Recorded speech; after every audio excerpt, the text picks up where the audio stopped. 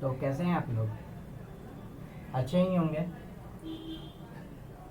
तो पिछले वीडियोज़ में मैंने चरण 2 को यानी फ़ेज़ 2 को मैंने ख़त्म कर दिया था।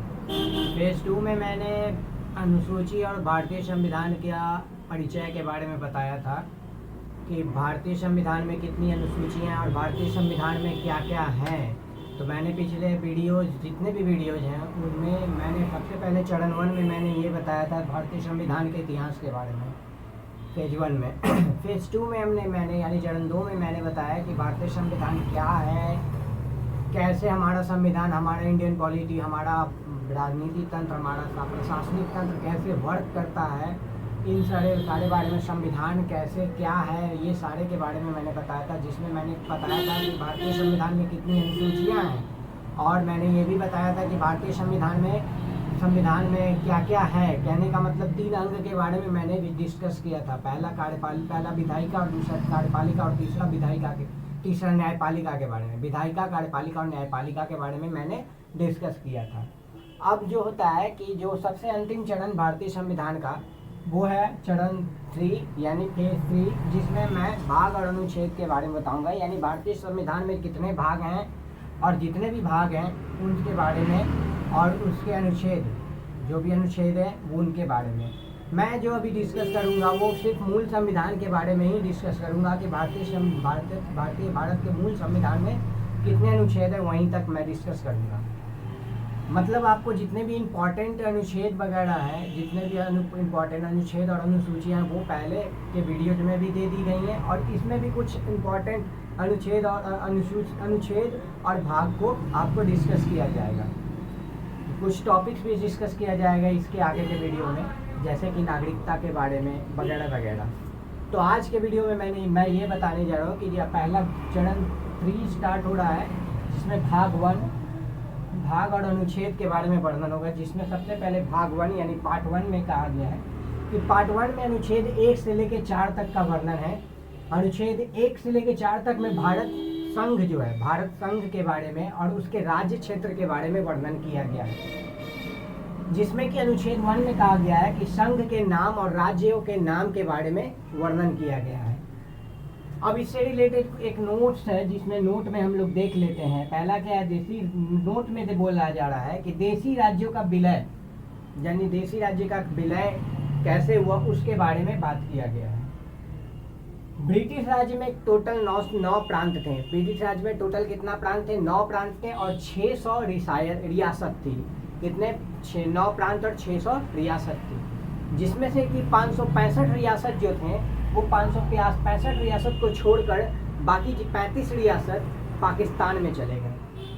3 रियासत जूनागढ़, हैदराबाद, जम्मू एंड कश्मीर का विलय करने में काफ़ी समस्या आई। जूनागढ़ में जनमत संग्रह करवा करके इसका विलय किया गया, भारत में इसका विलय कराया गया। हैदराबाद में सैन्य कार्रवाई की गई, जिसको ऑपरेशन पोलो के नाम से जाना जाता है। और जम्मू एंड कश्मीर के राजा जो हरी सिंह थे वो पाकिस्तान के कवालियों के आक्रमण पर भारत के साथ विलय पत्र पर हस्ताक्षर किया। यानी कहा गया कि टोटल ब्रिटिश के शासनकाल में 9 प्रांत और 600 रियासत थी, जिसमें कि 565 रियासत भारत में और 35 रियासत पाकिस्तान में चली गई।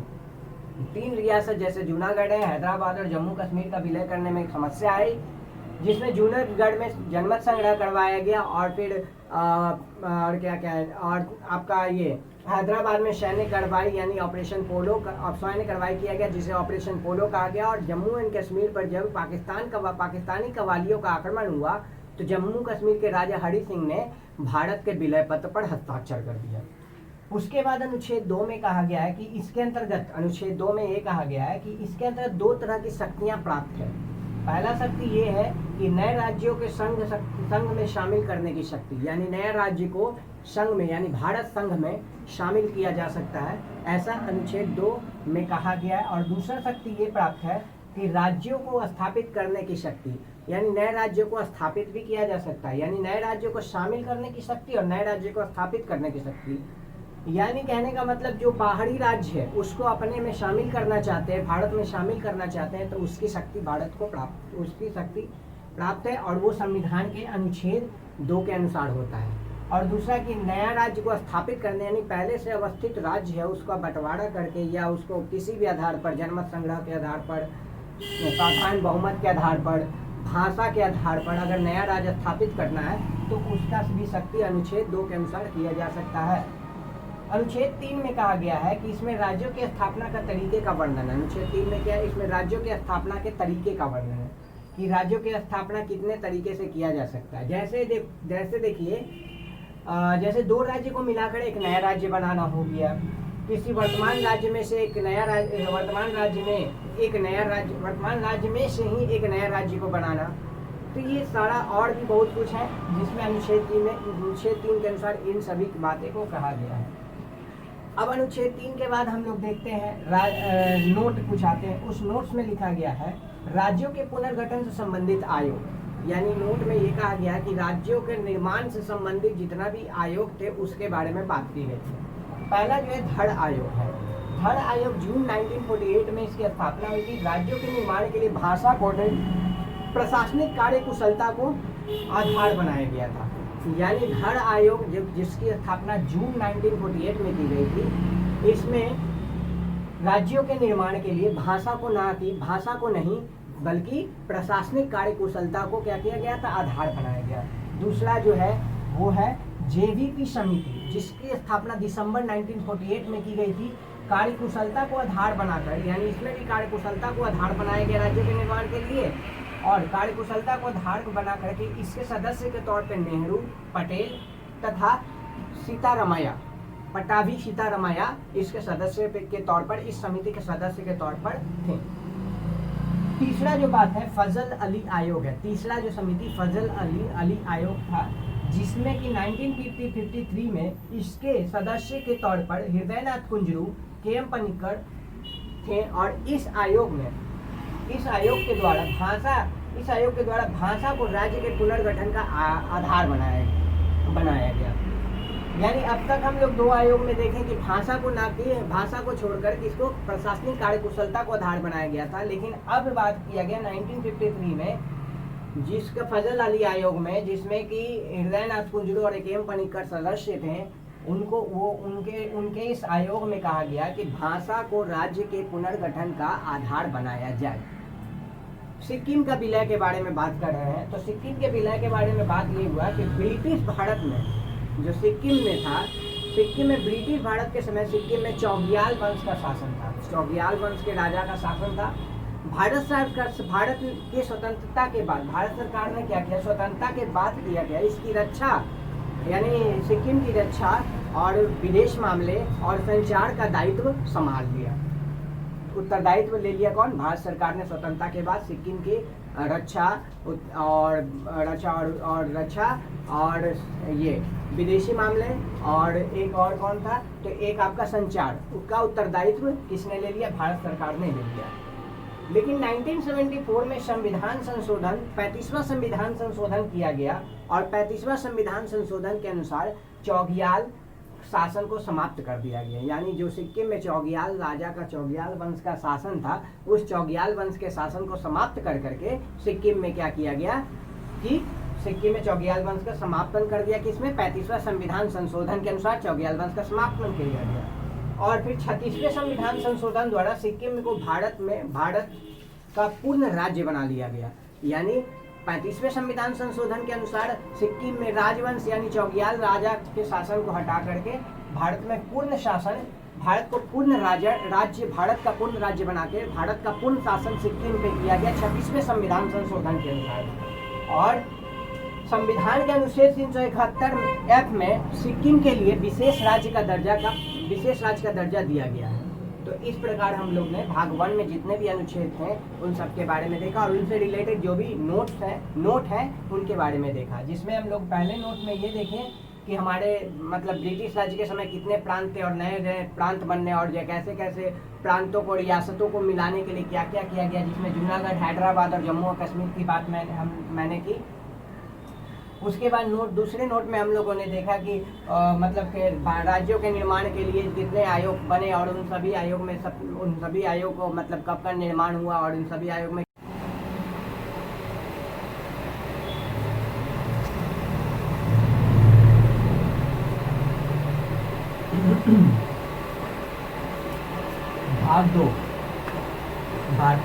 संशोधन का भाग 2 में अनुच्छेद 5 से 11 तक वर्णन है, जिसमें नागरिकता का वर्णन किया गया है। यानी भाग 2 में, भारतीय संविधान के भाग 2 में अनुच्छेद 5 से लेकर 11 तक का वर्णन है, जिसमें नागरिकता का वर्णन किया गया है। अनुच्छेद 5 में कहा गया कि संविधान के प्रारंभ पे नागरिकता, यानी जो भी संविधान हमारा प्रारंभ होता है तो भारतीय जो भी होंगे उन सबको नागरिकता मिलेगा। दूसरा अनुच्छेद 6 में गया पाकिस्तान से भारत को प्रव्रजन करने वाले कुछ व्यक्तियों की नागरिकता, यानी पाकिस्तान से जो भारत को प्रव्रजन किए हैं, यानी पाकिस्तान से भारत में जो आए हैं उनको नागरिकता का अधिकार। अनुच्छेद 7 में कहा गया पाकिस्तान को प्रव्रजन करने वाले व्यक्ति की नागरिकता का अधिकार, यानी पाकिस्तान को, यानी भारत से अगर कोई पाकिस्तान जा रहा है तो उनको नागरिकता का अधिकार मिलेगा। कुछ विशेष व्यक्ति होंगे जो कि भारत से पाकिस्तान को जा रहे हैं तो उनकी नागरिकता रहेगी। अनुच्छेद 8 में कहा गया है भारत से बाहर रहने वाले भारतीय मूल के कारण कुछ व्यक्तियों को नागरिकता, यानी भारतीय मूल के रहने के कारण, यानी उनके माँ बाप में से कोई एक भारतीय मूल के हैं जिनके कारण उनको नागरिकता प्राप्त होगी, भारत की नागरिकता प्राप्त होगी, भारत से बाहर रहने वाले जो भी विदेशी नागरिक होंगे। अनुच्छेद 9 में कहा गया है विदेशी राज्य की नागरिकता को स्वेच्छा से अधिकार करने वाले व्यक्ति की नागरिकता का समापन, यानी अगर मान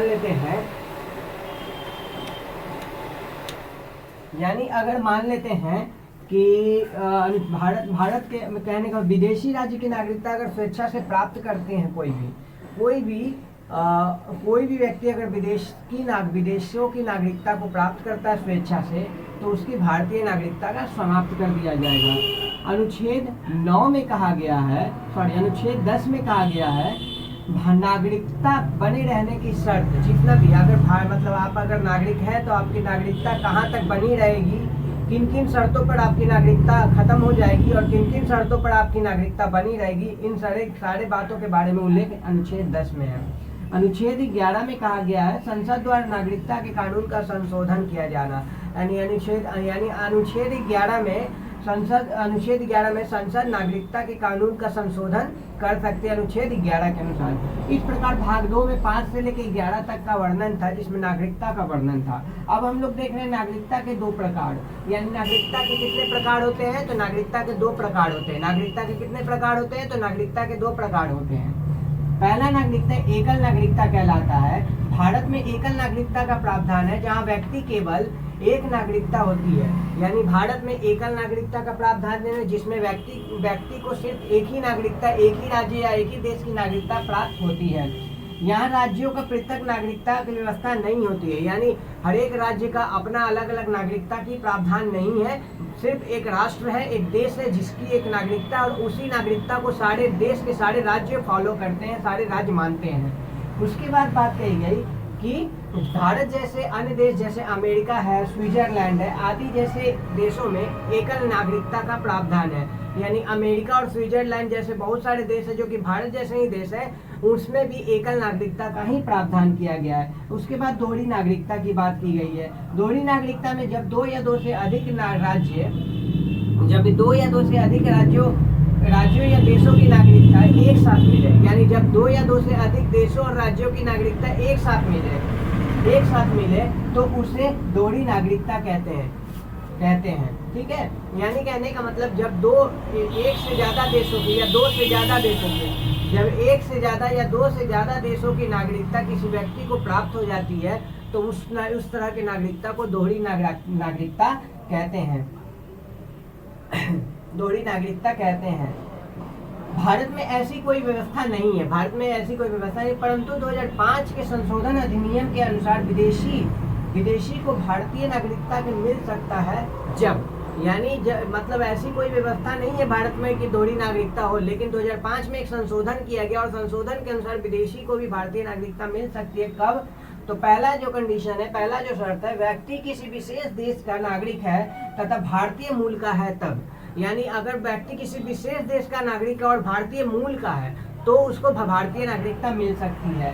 उसके बाद यदि 2 व्यक्ति नागरिकता का संशोधन अधिनियम 2005 के पारित होने की यदि वो व्यक्ति नागरिकता संशोधन अधिनियम 2003 पारित होने के पश्चात किसी विशेष देश का नागरिकता प्राप्त करता है, इसके पूर्व वो भारत का नागरिक था तो उसको भारतीय नागरिकता प्राप्त हो सकती है। यानी मतलब 2003 में जो नागरिकता संशोधन अधिनियम जो पारित हुआ था, उसके पारित होने से पहले अगर वो भारत का नागरिक था और भारत का नागरिक था तो वो उसको भारतीय नागरिकता मिल सकती है, भारत की नागरिकता उसे मिल सकती है। उसके बाद तीसरा नंबर ये बोला जा रहा है कि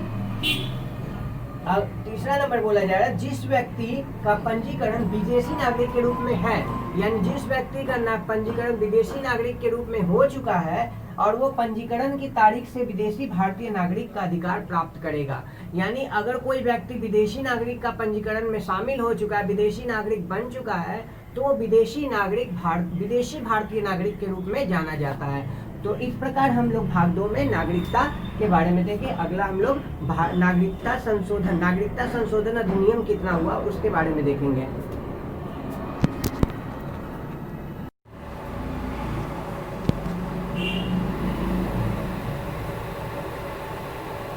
अब है नागरिकता से संबंधित संशोधन। नागरिकता से संबंधित जो भी संशोधन हुए अब तक, वो कुछ संशोधन के बारे में यहाँ डिस्कस किया जा रहा है।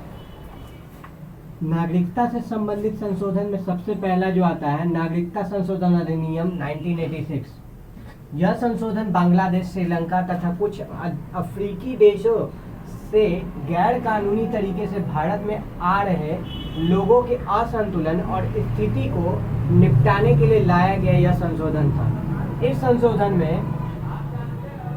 इस संशोधन में जन्म के आधार पर नागरिकता, पंजीकरण के माध्यम से कम 5 वर्ष तक भारत में रहने पर, पहले ये चीज 6 माह तक के लिए था नागरिकता, भारतीय पुरुष से विवाह करने पर विदेशी महिला की नागरिकता। यानी पहला जो संशोधन अधिनियम जो देखे हम लोग 1986 में, इस संशोधन अधिनियम में यह कहा गया कि बांग्लादेश, श्रीलंका और अफ्रीका के कुछ देशों से आए जो लोग हैं, उन लोगों के असंतुलन स्थिति के कारण जो असंतुलन स्थिति बन रहा है उसको संतुलन में लाने के लिए, उसकी स्थिति से निपटने के लिए यह संशोधन लाया गया। इस संशोधन में कहा गया कि जन्म के आधार पर नागरिकता दी जाएगी। दूसरा कि पंजीकरण के माध्यम से नागरिकता दी जाएगी। वो भी पंजीकरण के माध्यम से नागरिकता कैसे दी जाएगी? कम से कम भारत में 5 वर्ष रहने पर, या अभी 5 वर्ष है लेकिन पहले इसे 6 माह से किया गया था। सबसे पहले इसको 6 माह रखा गया था, यानी कम से कम 5 वर्ष और पहले इसको 6 माह रखा गया था। अगर रहते हैं तो पंजीकरण के माध्यम से इसकी भारत की नागरिकता मिल जाएगी। भारतीय पुरुष से अगर कोई विदेशी महिला विवाह करती है तब उस विदेशी महिला को भारत की नागरिकता मिल जाएगी। तो इस प्रकार हम लोग का संशोधन नागरिकता संशोधन अधिनियम 1986 होता है। अब सेकेंड नंबर जो है नागरिकता संशोधन अधिनियम 1992। इस संशोधन के अंतर्गत भारत के बाहर रहने वाले स्त्री अगर भारतीय हैं तो उसके बच्चों को नागरिकता प्राप्त हो जाएगी। यानी नागरिकता संशोधन अधिनियम 1992 कहते हैं कि अगर भारत के बाहर कोई स्त्री रहती हैं तो उस स्त्री के बच्चों के, भारत से बाहर कोई स्त्री, भारतीय स्त्री रहती है, भारत से बाहर रहने वाली अगर कोई स्त्री भारतीय है तो उनके बच्चों को ऑटोमेटिक भारत की नागरिकता मिल जाएगी। उसके बाद तीसरा जो बोला जा रहा है नागरिकता संशोधन अधिनियम 2005। इसके अंतर्गत दोहरी नागरिकता का प्रावधान है। यानी नागरिकता संशोधन अधिनियम 2005 के अंतर्गत क्या रखा गया है? दोहरी नागरिकता का प्रावधान किया गया है। यानी पाकिस्तान और बांग्लादेश को छोड़कर जो भी भारतीय मूल के नागरिक हैं उन्हें दोहरी नागरिकता मिलेगी। इसके पीछे शर्त क्या है? तो शर्त यही है कि 26 जनवरी 1950 संविधान लागू होने के समय और उसके बाद जो भी नागरिक अन्य देशों के नागरिक बने हैं तो उन्हें भारत की दोहरी नागरिकता मिल जाएगी, यानी भारतीय नागरिकता मिल जाएगी। लेकिन 26 जनवरी 1950 के पहले अगर भारत के अलावा किसी दूसरे देश के नागरिक बने हैं तो उनकी नागरिकता खत्म हो जाएगी। तो इस प्रकार हम लोग देखें कि नागरिकता संशोधन अधिनियम 2005 के अंतर्गत दोहरी नागरिकता की बात कही गई है और इसमें शर्त बोले गए हैं, जिसमें कहा गया है कि अगर कोई भी महिला जिसमें ये कहा गया है कि पाकिस्तान और बांग्लादेश को छोड़ करके अगर कोई भी नागरिक भारतीय मूल का है और वह दूसरे देश का नागरिकता प्राप्त कर लेता है तो उसे दोहरी नागरिकता मिल जाती है। इसके पीछे शर्त ये है कि 26 जनवरी 1950 संविधान लागू होने के समय और उसके बाद कोई भी नागरिक दूसरे देश की नागरिकता प्राप्त करता है तो उसे भारतीय नागरिकता प्राप्त होगी, यानी दोहरी नागरिकता प्राप्त होगी। अगर 26 जनवरी 1950 के पहले अगर किसी दूसरे कंट्री का, दूसरे देश का नागरिकता लेता है तो उसे कोई भारतीय नागरिकता नहीं मिलेगी। चौथा नंबर ये बोल रहा है, चौथा संशोधन ये है कि नागरिकता संशोधन विधेयक 2015, जो कि 2015 में नागरिकता संशोधन विधेयक लाया गया। 2015 में संसद ने 7 मार्च 2015 को नागरिकता संशोधन विधेयक लाया और नागरिकता को उदार बनाने के लिए निम्नलिखित शर्तों को रखा, यानी नागरिकता को उदार बनाने के लिए कुछ शर्त रखे। उस शर्तों को देखते हैं हम लोग। कब? तो विधेयक 2015 में, यानी नागरिकता संशोधन विधेयक 2015 में 7 मार्च 2015 को नागरिकता संशोधन अधिनियम लाया गया, विधेयक लाया गया और इसमें कुछ शर्त रखे गए। किसके लिए? तो नागरिकता को उदार बनाने के लिए। पहला जो शर्त है, भारत का प्रवासी नागरिक तथा भारतीय मूल के नागरिकता का विलय कर दिया गया, यानी जो ओवरसीज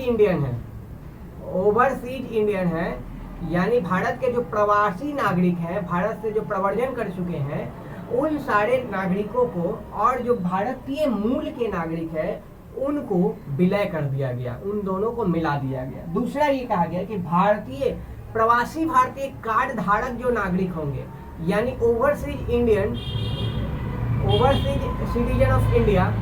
सिटीजन ऑफ इंडिया जो है, यानी प्रवासी भारतीय कार्ड धारक जो होंगे, यानी overseas citizen of India card धारक जो होंगे, उनको पूर्ण नागरिकता नहीं मिलेगी। उनको पूर्ण नागरिकता नहीं मिलेगी।